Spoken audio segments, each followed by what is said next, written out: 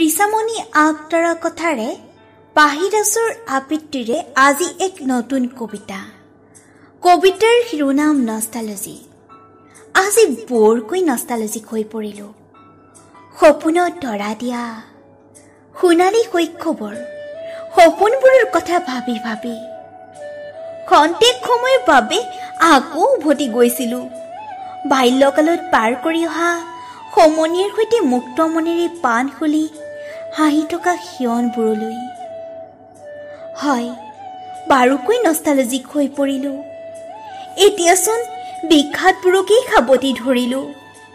সুখবোৰ যে তাতে এৰি থৈ হাঁহিলোঁ। হাইস্কুল দেৱালত পাৰ কৰি অহা এটা এটা স্মৃতিয়ে মগজুত কামুৰি ধৰে। নিস্বাৰ্থৰ এনাজৰীয়ে বন্ধা বন্ধু বান্ধৱীৰ মৰমবোৰে আমনি কৰে। তেতিয়া মাথো খৰাপাতৰ দৰে চকুলোবোৰ সৰে। দুনাই নাপাওঁ আৰু সেই সময়বোৰ য'ত ঘাত প্ৰতিঘাত কি বুজা নাছিলোঁ।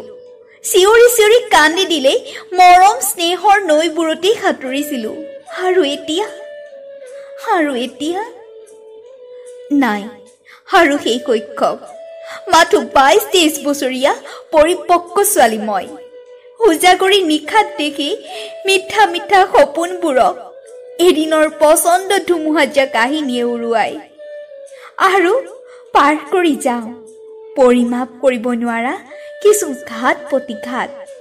পাৰ কৰি দিওঁ সংগোপনে আবেগ আৰু বিবেকেৰে যুঁজি। সঁচাই আজি বৰকৈ নষ্টালজিক হৈ পৰিলোঁ। নষ্টালজিক হৈ পৰিলোঁ। ধন্যবাদ।